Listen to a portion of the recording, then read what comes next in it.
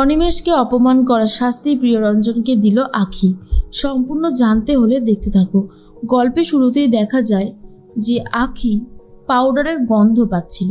ঝিলিকের ঘর থেকে পাউডারের গন্ধটা আসছে, তাই এগিয়ে দেখতে থাকে আর দেখে রাইমা আর পলি দুজন মিলে ইচ্ছে করে ঝিলিকের ঘরে পাউডার ছড়িয়ে দিচ্ছে। আর সেই সময় ঝিলিক গেছিল বাথরুমে স্নান করতে, সেই সুযোগটাই নিয়েছে রাইমা আর পলি।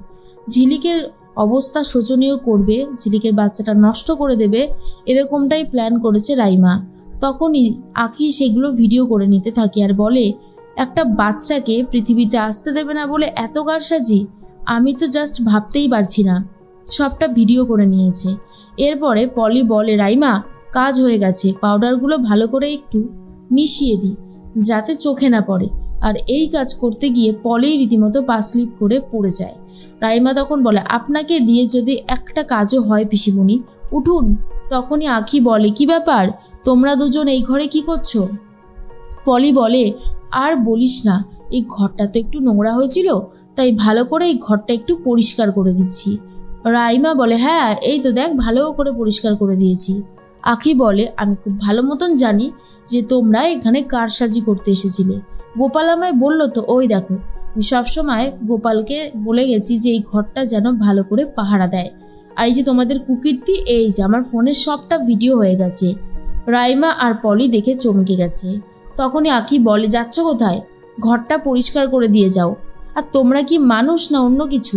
একটা বাচ্চাকে পৃথিবীর আলো দেখতে দেবে না বলে এত কিছু করছো, কাজটা কিন্তু ঠিক হচ্ছে না। রাইমা আর পলি ভালো করে ঘরটা মুছে একেবারে পরিষ্কার করে দেয়, যাতে ঝিলিক এই ঘরে ঢুকলে আর কোনো অসুবিধা না থাকে। ঝিলিক বলে, কি এই ঘরে কি হচ্ছে? তখন আঁখি বলে, এই যে তোমার ঘরটা একটু পরিষ্কার করে দিচ্ছে, এই আর কি। ঝিলিক বলে, বাবা এখন তো দেখছি পিসিমণি আর বৌদিমণি দুজন মিলে একেবারে আমার ঘর আর আমার জীবন দুটোই পরিষ্কার করতে শুরু করে দিয়েছে।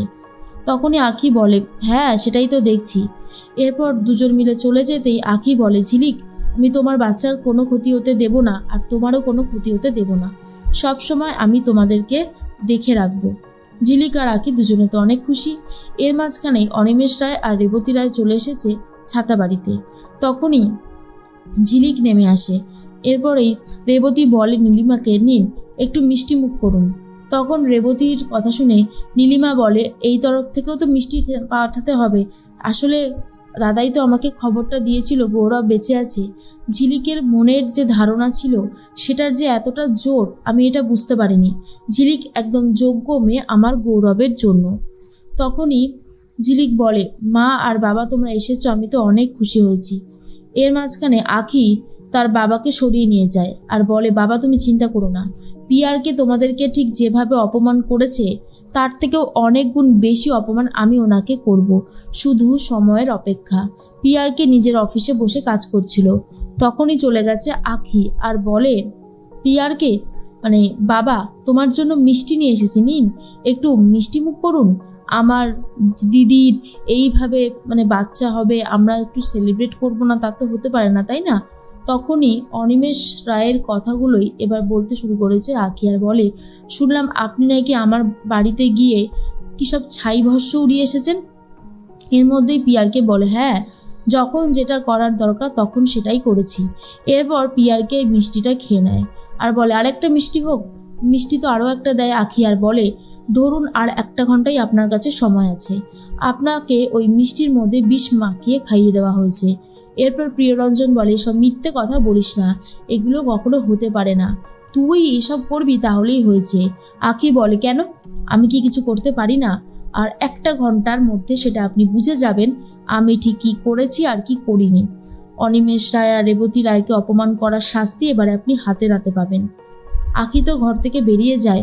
পিয়ারকে শরীরটা যেন কেমন একটা হতে থাকে, তাই গাড়ি নিয়ে সোজা হসপিটালের উদ্দেশ্যে রওনা দেয়। মাঝখানে এতটাই রাস্তায় জ্যাম যে গাড়ি কোনোভাবেই এগোতে পারছে না।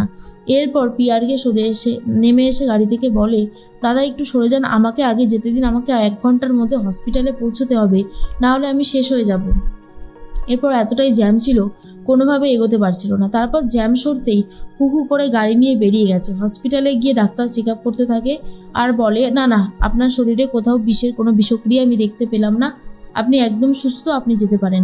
অনিমেষ রায়ের কথা শুনে আর আখির কথা শুনে ভয় পেয়ে গেছিল প্রিয়রঞ্জন, আর বলে, না না ডাক্তার, আপনি ভালো করে দেখুন।